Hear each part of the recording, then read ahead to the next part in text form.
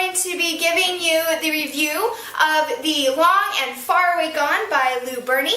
And this book is not out yet. It comes out on February 10th of 2015.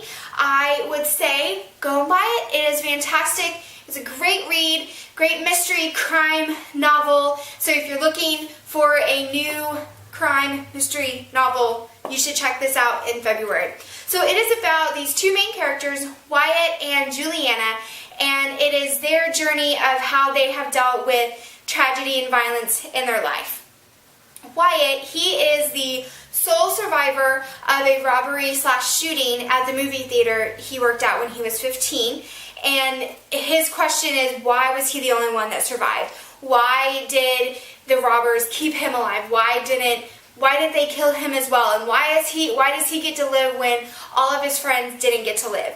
And then Juliana, her sister Genevieve, disappeared when she was 12. And she doesn't know what happened to her. The cops, they went down every avenue possible and nothing ever surfaced. There was a couple things that surfaced, but not enough to really move the case forward. So 25 years later, you encounter these characters again, and it's how they have dealt with this in the last 25 years. You have Wyatt, who has become a PI, maybe because he feels like if he can't figure out the mystery in his own life, he can help other people figure out their mystery in theirs. And he doesn't necessarily run away, but I guess you could say he runs away from Oklahoma City, which is where he grew up, and all of the tragedy went down. He left and he has fled, and so he tries to avoid Oklahoma City, but his current job that he's on actually sends him to Oklahoma City, and so he takes it and he goes back to his hometown, and he has to deal with, all of the demons that he left behind and tried to leave behind, and trying to figure out, is there a way that he could find out the answers that have plagued him the last 25 years. And then Juliana, she has spent the last 25 years being a nurse. She helps other people, but also she is constantly thinking about her sister Genevieve and her disappearance, and maybe it's possible that someone out there 25 years later still has the answers. And then 25 years later, the main suspect of her sister's disappearance resurfaces, and so she tries to seek him out because she thinks that if he would just talk to her, then he would have all the answers that she needs. And so it's her journey of finding this guy out and trying to figure out all these answers. So throughout the whole novel, you're wondering, are you ever going to find out what really happened the night of the robbery and shooting?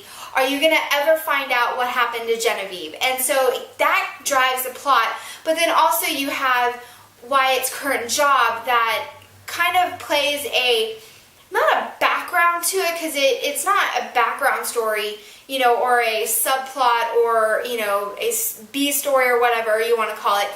But it gives you something that is fresh and in the present that doesn't make you feel like you're constantly having to go back. There's something that that's current that is driving the plot.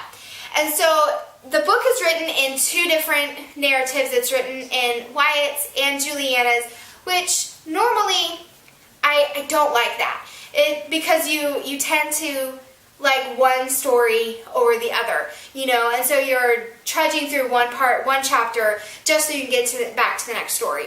However, this book, because both stories are so well written, that it doesn't matter whether you're reading about Wyatt's story or you're reading about Juliana's story, you want to know what's going on. And so you're excited when one chapter ends so you can start another chapter, because you're going to someone else, you're going back to Juliana's or back to Wyatt's story. But then that chapter ends and you get to go back to Wyatt's or Juliana's. And so both stories, they pull you along. And I finished this book in like 2 days, and so it was fantastic.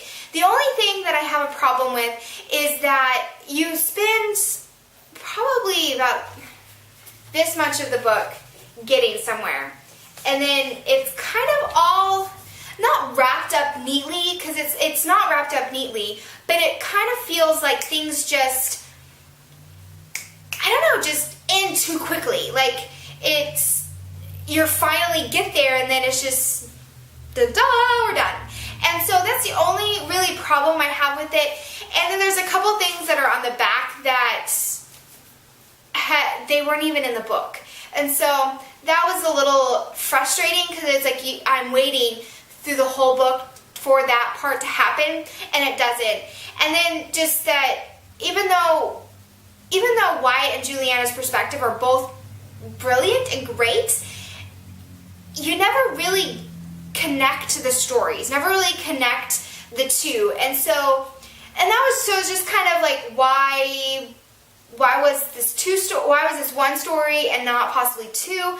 I don't know. So, but other than that, I highly recommend this if you're looking for a great crime, not a thriller, because it's not really thrilling, great crime mystery novel that is not so gritty and raunchy, because I feel like a lot of crime mystery novels, they go into that. This one does not. It is possible that there's stuff that's missing, because there is one line on the back that makes it feel like it's going to be that, but it's not.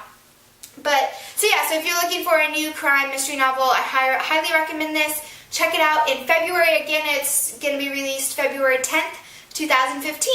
So I hope you enjoyed my review of the Long and Faraway Gone, and I will see you guys on the flip side. Bye!